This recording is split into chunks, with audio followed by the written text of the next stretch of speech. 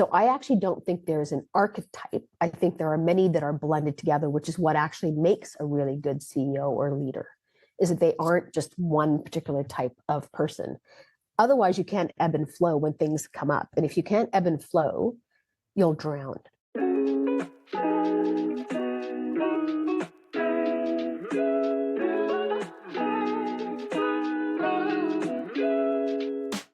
It's easy to say the nonprofit sector is broken.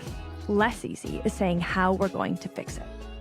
Welcome to What Donors Want, a podcast by IG Advisors, where we speak with brilliant people to reimagine the future of social impact. In this fourth season, we'll be switching things up a bit and diving into what we all want, including and beyond donors. I'm Rachel Stephenson-Sheff, IG's Managing Director, and we're a strategy consultancy specializing in social and environmental change. This podcast is part of our mission to fix the flow of resources for good. Welcome back to What Donors Want. I'm Rachel, IG's Managing Director and the host of the show, and today is all about leadership. I sat down with IG's chair, Alisha Fernandez-Miranda, and together we had the privilege of chatting with Farah Mohamed. Farah is a leader with over 25 years' experience in the government, social profit, and for-profit sectors. Currently, she's CEO of the King's Trust Canada, a charity that creates pathways to employment for barriered youth across the country. But you may also know her from her roles as CEO of the Malala Fund, founder and CEO of Girls 20, the decade she spent in the Canadian government, and all of those among many, many other preeminent leadership positions. We had an incredible conversation with her, and I can't wait for you to hear it. Leadership is something that we're very passionate about at IG and we think a lot about. So it's also worth flagging that we just launched a brand new program called Impact and Grow, a Leadership Lab. It's a 6-week program to support changemakers to experiment, test, and level up their practical leadership skills, as well as their personal motivation and brand. If this sounds like something that's of interest to you or someone you know, applications are due on May 3rd, 2024, of course, and you can find out more details on our website, impactandgrowth.com. I'll put all the links in the show notes. Before we dive in, I just want to send a thank you and shout out to our official Season 4 sponsor, Siegel Family Foundation, whose generosity and partnership makes this all possible. And also a big thanks to our fantastic media partner, Alliance Magazine. Check out their website, alliancemagazine.org, and you can get 50% off a subscription with the code WhatDonorsWant, all one word, at checkout. All right, on to the conversation with Farah and Alisha. And let's start by saying, Farah, welcome to What Donors Want. Thank you so much. I'm so excited to start my morning with you guys and to get deep into these issues. And congratulations on all the different podcasts you guys have had so far. Thanks for adding me to the list. Thank you. No, it's really our honor and our pleasure. So today is all about you and your career and your leadership experience and all the amazing things that you've done.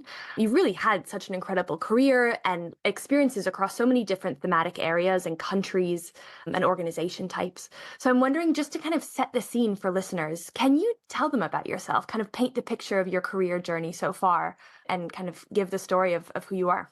Sure. So I guess, who am I? I think the most important thing to know is that I'm a refugee to Canada. I was born in Uganda. Indian heritage, African born, raised in Canada with a Persian name. And so the best way to put that is that I'm a little bit of cultural chaos. But why that's important is because, your background does really help raise you. It grows you, right? I was born to two people who left a country that they loved, and they came to Canada and learned to love this country. And so what is ingrained in me is a sense of debt and gratitude. And I think that's really what has shaped me in terms of taking on the challenges that I've had. I will say that I went to university and thought I was going to go and be a lawyer.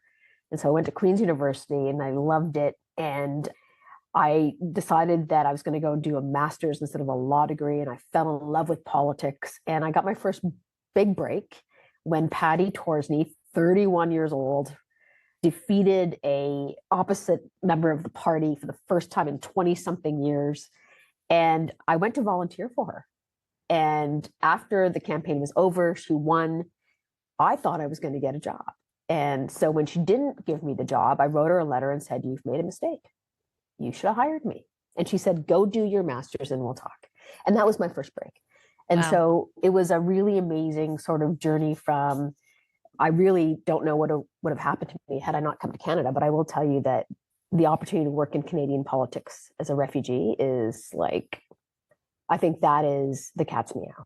You gave us the beginning, right? But you've done so many extraordinary things across your career. And one of the reasons that I have always loved working with you is because you, like me, are a bridge builder, someone who has worked across different sectors and then been able to bring them all together and understand what the different levers are that are influencing people in the nonprofit world versus the business world versus the kind of government and public sector. So I know that you spent almost a decade working with Canadian politicians on Parliament Hill. How did this environment compare to some of the other working environments, particularly in some of the nonprofits that you have worked in? Oh my God, that's such a loaded question. It's a great question. So first, Alisha, I'm going to say you and I met because, you were one of the biggest supporters of Girls 20. And not just with dollars, with time. That's how we met. Remember, I won't mention where you were because maybe you don't want it mentioned, but I've written an entire book about my life. Everybody knows everything about me now. So, but you were insightful and you were thoughtful and you were generous. But I think it was relationships like that that actually set me up for success on how do you actually bridge. But I guess the one thing I would say is the difference between government and the social profit. And you'll notice that I never use the word not for profit because I don't describe myself as not a man, not tall, not white. So I don't describe what I do as not something. But the social profit world and government are so different in some ways in that government is competitive and there's a winner, there's a loser, there's a zero-sum game. Lots of people go there for the right reasons. And that's where the similarities start. So government and social profit, we're working towards something. We're working in service. mm-hmm. And that's the most important element. But where it becomes different is, I think government and politics specifically is set up to be combative, and it doesn't need to be. The social profit world, while we're in competition for the dollar, there's a lot of collaboration because people understand that if you don't collaborate, you're out of the game. They are built so differently, yet they're all about service. They're all about providing something good to somebody else. Ideally in government and in politics, it's your constituent. That's your shareholder. Right. And in the social profit world, you've got a shareholder also, and that is the client that you serve, the donors that help you serve those clients. So, there are a couple of things I would say is there's a sense of animosity, particularly now. When I worked in government, 1993, 95, actually, I started, there wasn't the sense of animosity and gotcha politics and terrible behavior as we see right now. And it is atrocious. And I will say that one of my best jobs was in government. And now I'm not sure that I would be able to hack it. In a social profit setting, yes, you're competitive. Yes, you don't get along with everyone. Everyone thinks, oh, it's kumbaya. No, actually, it's not kumbaya. It can be very competitive. But there's just something about people who work in the social profit where you set yourself aside. You're not the person on the ballot. You're not the person on the front door. You're actually working in service to other people. And that's why you get out of bed. So somewhere along the line, I think I worked for amazing politicians who never changed. They were never about themselves. They were never about only the party. But there's a fierce partisanship now that exists, and it is palpable, and it's disgusting. It's amazing how you see that across so many different countries. And this is not a political podcast, so we're not going to go all the way there here. But I do think this idea of public service, I feel like when I was growing up, that's what it was. You went into public service, and it doesn't always feel like that anymore. No, and I won't get political either. And I'm not making a comment about any one of our countries. I'm saying you're seeing it everywhere. You're feeling it. Young people don't want to vote. They don't like what they see. And that's what we should be worried about. I don't really care about partisan politics the way that most people do. I'm a liberal. I'm happy to be a liberal. But it doesn't define who I work with. It doesn't define what I say. It doesn't define where I work. It doesn't define any of that stuff. Yeah. And for lots of people, it does. And that's I think, pretty sad. Yeah. Speaking of different countries, and going back to what you said earlier, I love the term cultural chaos. Yeah. As you said, born in Uganda, raised in Canada as a refugee. We met in London when you were CEO of Malala Fund. So you've had this exposure and this experience in so many different cultures in different ways at different stages of your life. And now bringing it into this social profit sector, which I love. It's, it's not the non-for-profit. I even think of that with atheism. Yeah, help me get that to catch on, okay? Like, Do a whole podcast We're on gonna make it that. happen. I love Language. it. Language I love matters. it. We need to be for something. What are we for? Not against. I think with atheism, I think there's an interesting parallel too. Okay. But anyway, this is not a religious podcast or a political one.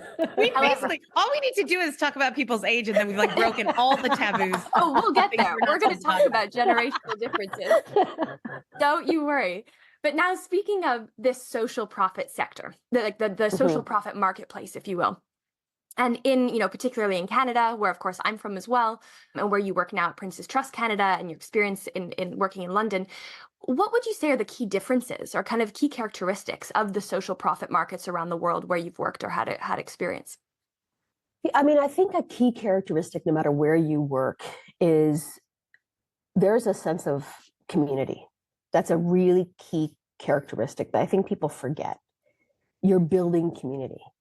And no matter what you do around social profit, one of the key differences in where you do it is sometimes, depending on what country you happen to be in, there is a paradigm of government. There's a paradigm of philanthropy in some that's greater than others. So in places like China and Russia, you have to really pay attention to what you're doing there as a social profit because government is very present.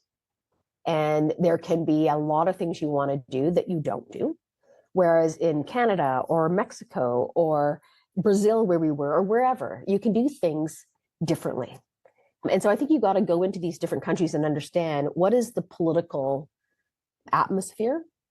At the same time, you need to understand what's the philanthropic atmosphere in Australia.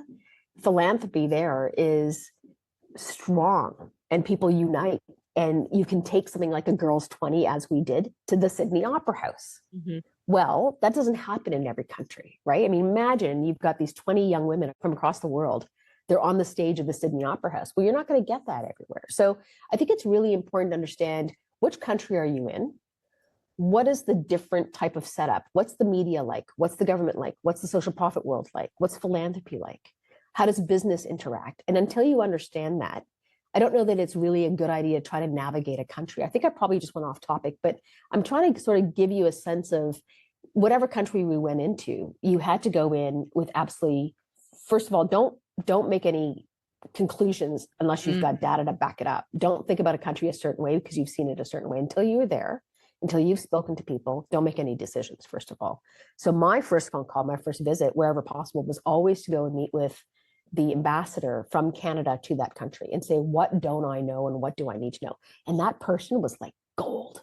Great question. And so that's a resource, right, that people don't use. But I was like, how am I going to know? I'm not going to know who to go to and who to stay away from unless that ambassador or high commissioner or consul general takes the time to tell me. So I do think the one thing that sticks out in my mind is every single country was different.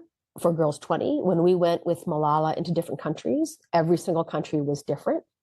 You know, when you go into a place like Iraq and you're in Kurdistan and you're sitting with girls, their realities are very different in some ways than girls in Mexico, yet they still share something that's the same.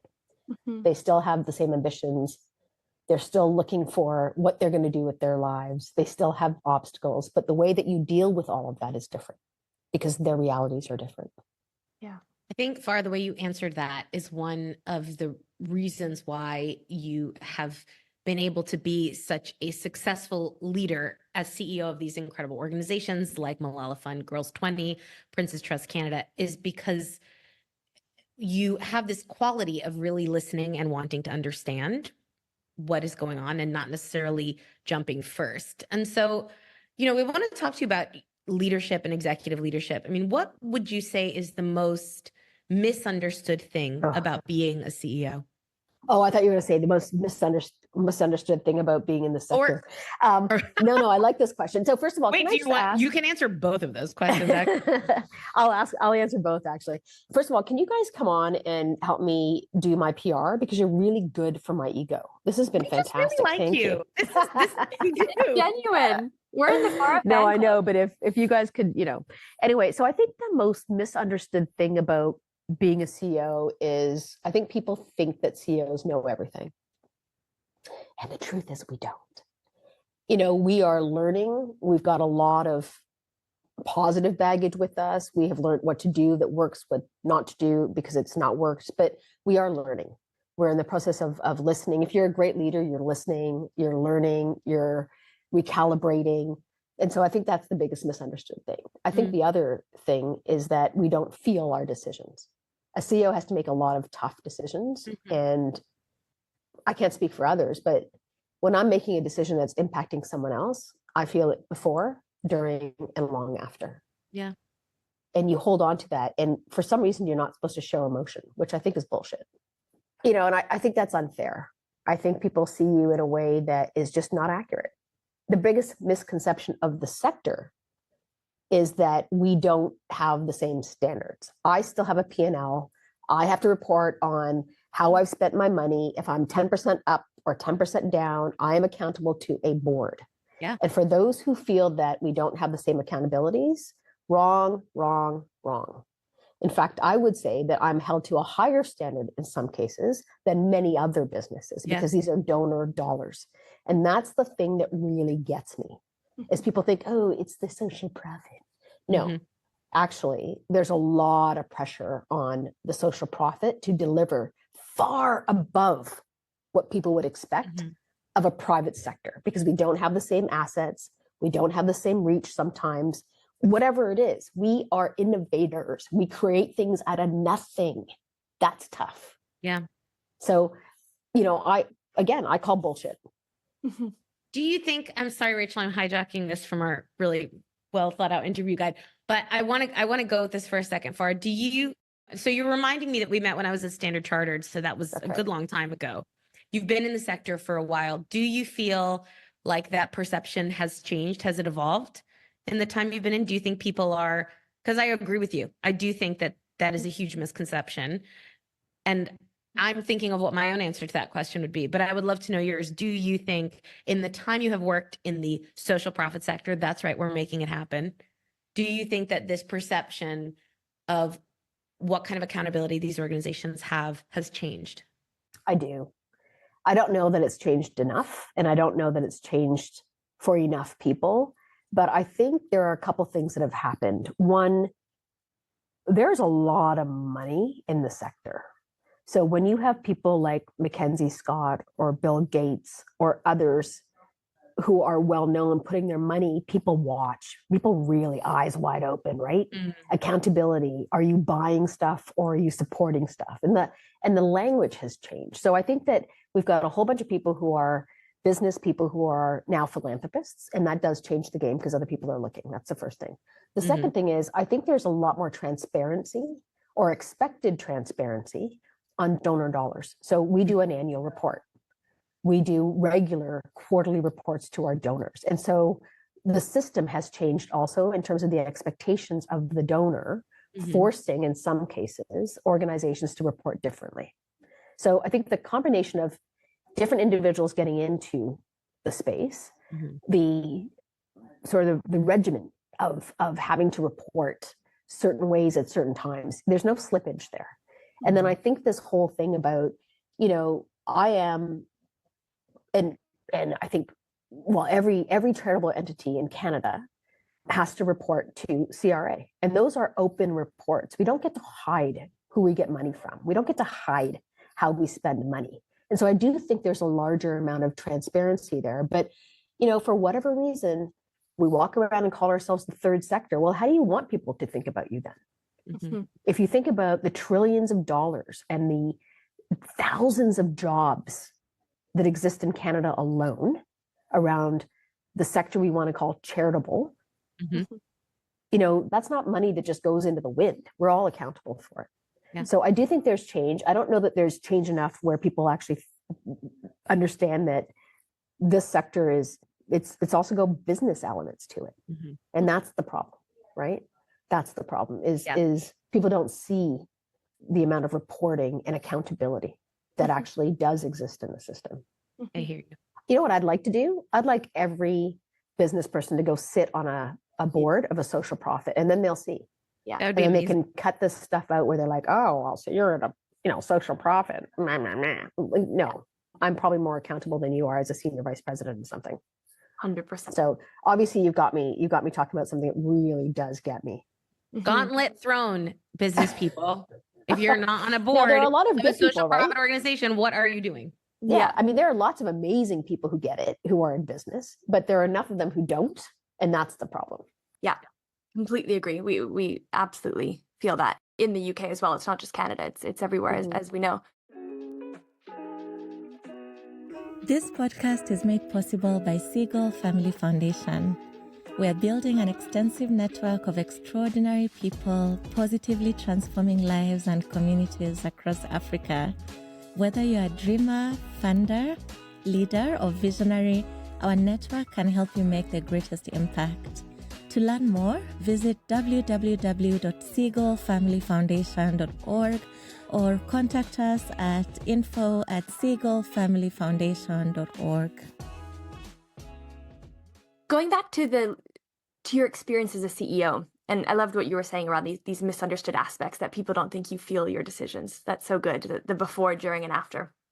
And I'm wondering what your opinion is in terms of a leadership archetype, someone who is a CEO, and let's stick with the social profit sector for now, although perhaps your answer goes beyond it, and that's fine too. Do you think that there's an archetype of a certain type of person who is well suited to executive leadership and specifically at the CEO level? And in line with that, what are your opinions on nature versus nurture? Do you think these people are born this way? You're destined to be CEO, you have it in you from a young age, or do you think that these kinds of archetypes or key characteristics can be nurtured?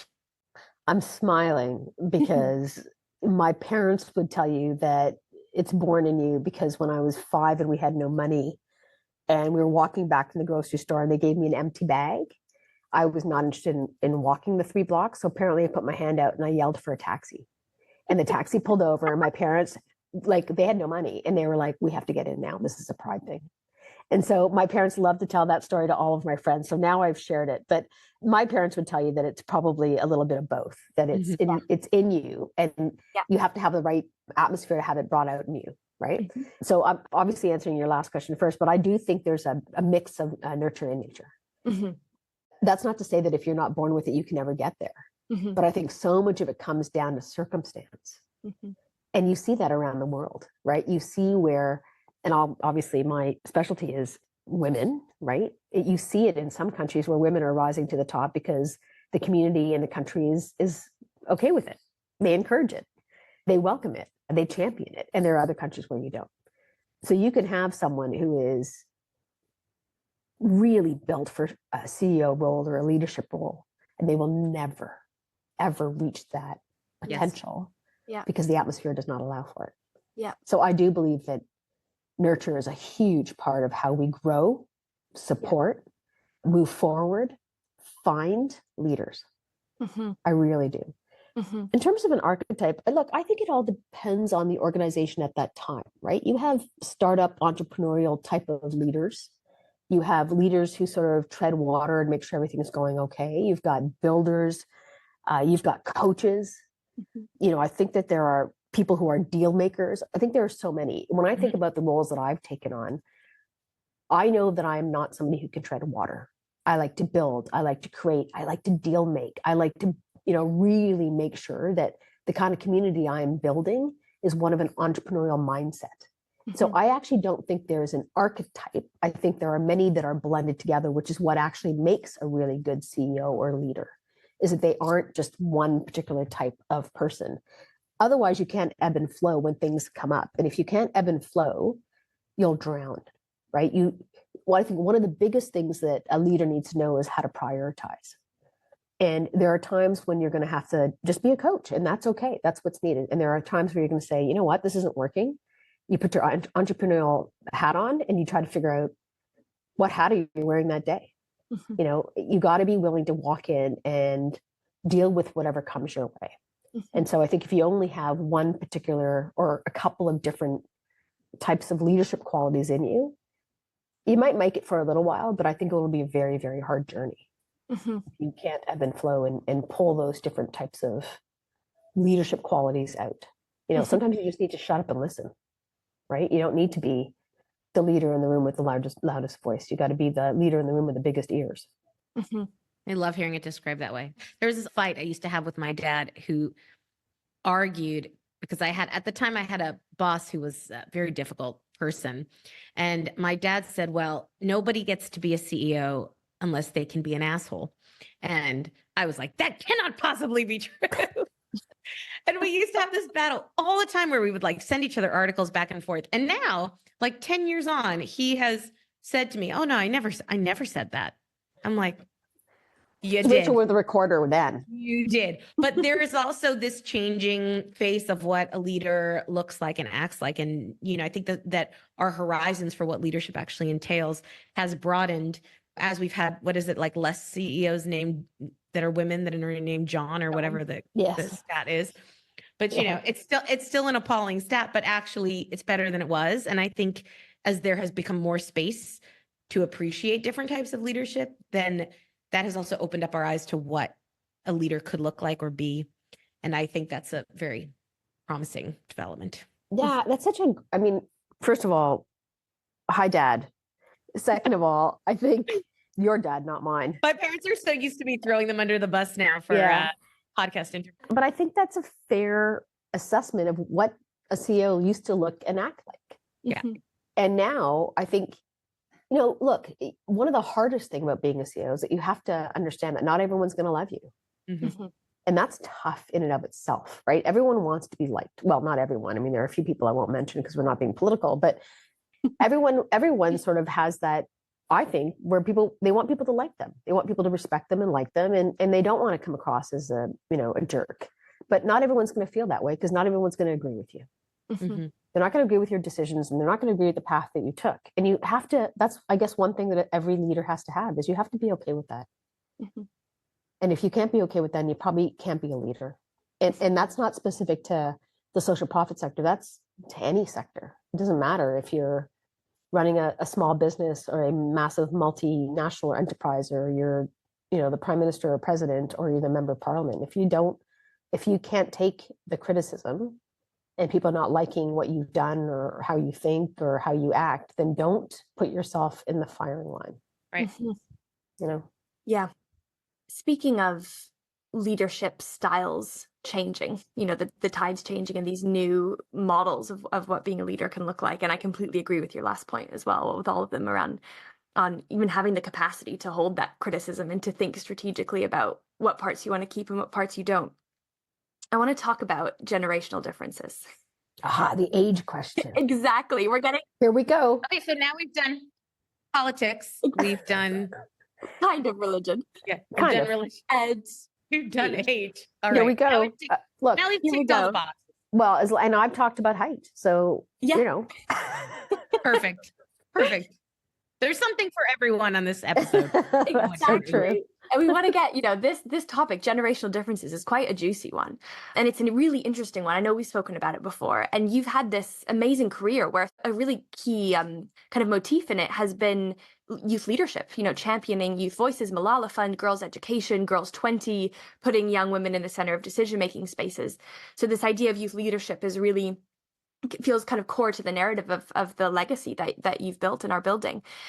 And yet these days, talk to anyone on a podcast or especially off a podcast, and you ask them about generational differences, and you bring up Gen Z, the people who are in their 20s these days, and people have a lot of opinions. There's definitely a lot of friction, a lot of misunderstanding, different attitudes, different mindsets towards the idea of work, the idea of labor, the idea of leadership, etc. And so I'm wondering, if someone's listening to this, and let's say they're in their early 20s, they're sort of, a young Gen Z, and they have leadership aspirations. Maybe they do want to be a social profit CEO or a leader in a different kind of context. What would you want to say to this emerging leader who's listening? What advice would you give them?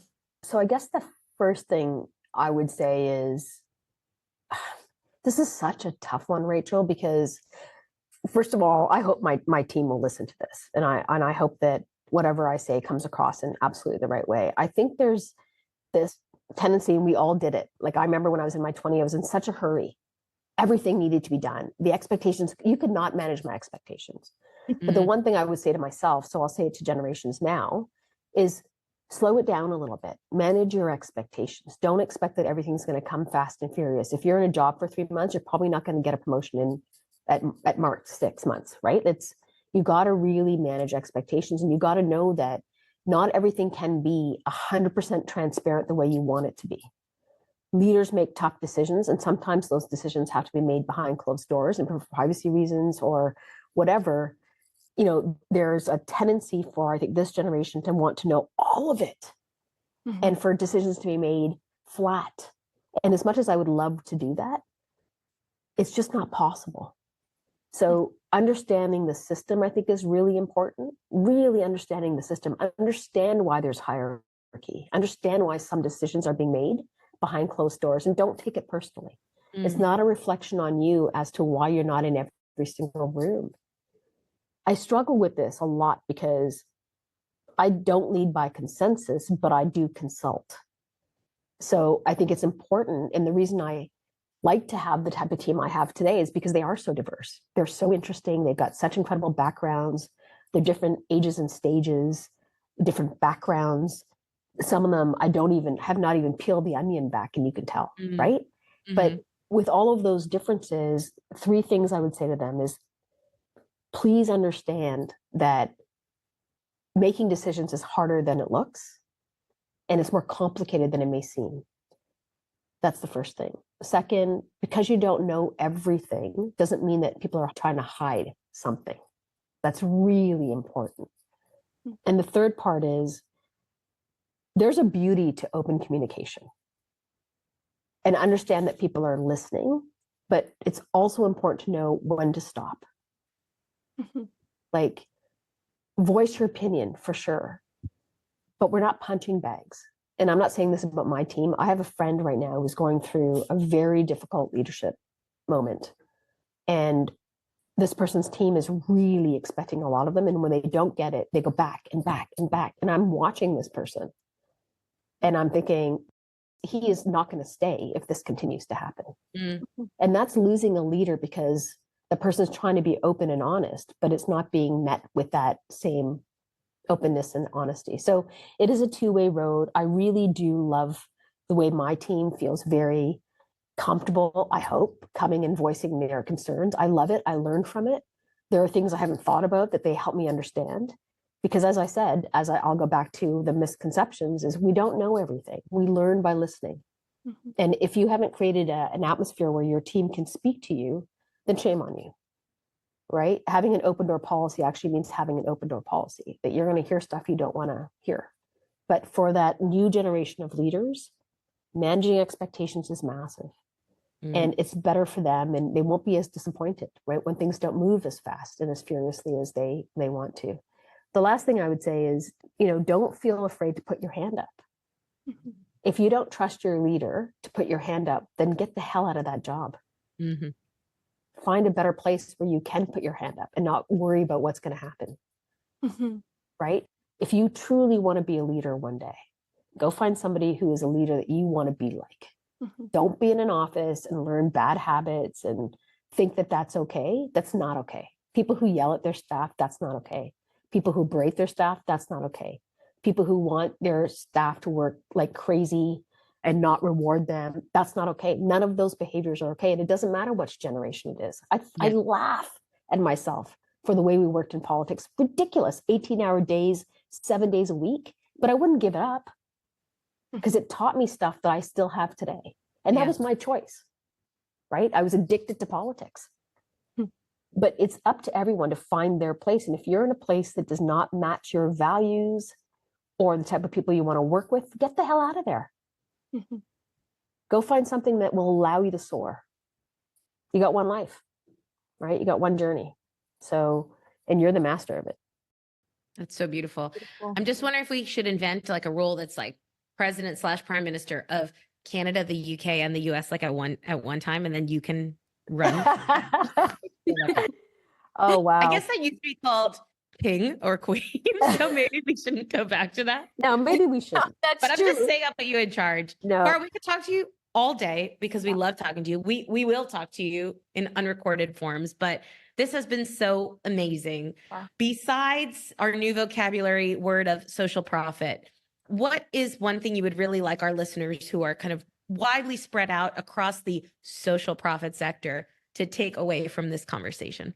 Well, look, I haven't had a chance to say too much about where I am right now, but I am the CEO of soon to be called the King's Trust Canada. April 2nd, the name will change.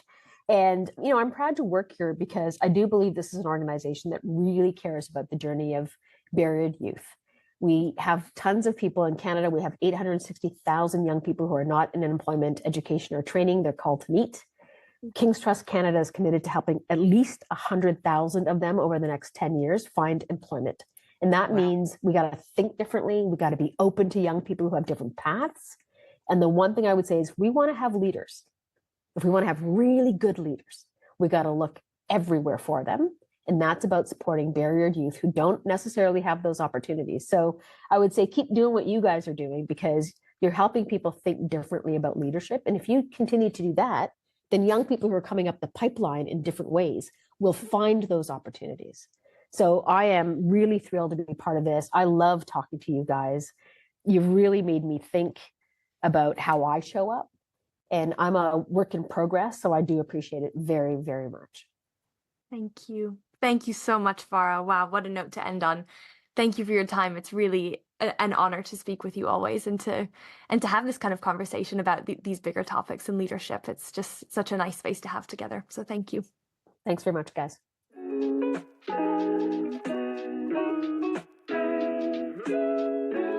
Thanks for tuning in and hope you loved the conversation with Farah and Alisha. As always, we'd love to connect with you. You can find us on LinkedIn at IG Advisors. Our website is impactandgrowth.com. And this is where you can find all the details about our new program, Impact and Grow, a Leadership Lab. As a reminder, the applications are due by May 3rd and we kick off on May 20th. And finally, we have our fellowship website where we run the Fix the Flow Fellowship, and that's at fixtheflow.org. Of course, another thank you to our official sponsor, Siegel Family Foundation, and to our media partner, Alliance Magazine. Don't forget, you can use the code WhatDonorsWant, all one word, for 50% off an Alliance subscription. Thanks again for listening. See you soon. This podcast was produced by me, Rachel Stephenson-Sheff, and the team at Scrubcast. Shout out to Dave and Tim. Please rate, review, and subscribe if you can. It really helps us do what we do. Thanks so much.